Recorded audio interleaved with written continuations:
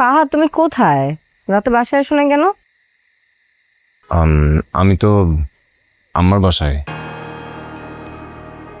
আমার বাসায়? আমার শরীরটা একটু খারাপ, দেখতে আসলাম। ও, আমাকে বলোনি কেন? আমিও যেতাম। আমি আসলে তোমাকে বলার সময়টা পাইনি। একটা তো টেক্সট করতে পারতা। তা পারতাম, বাট আমার আমার পাশে ছিলাম তো, তাই মানে খেয়াল করিনি। এখন শরীর কিরকম ওনার? হ্যাঁ, এখন একটু বেটার, ঠিকঠাক। ওকে, ঠিক আছে। ওনার খেয়াল রাখো, কিছু লাগলে আমাকে জানাও। ওকে? হ্যাঁ হ্যাঁ, তা তো জানাবই। রাখি, বাই।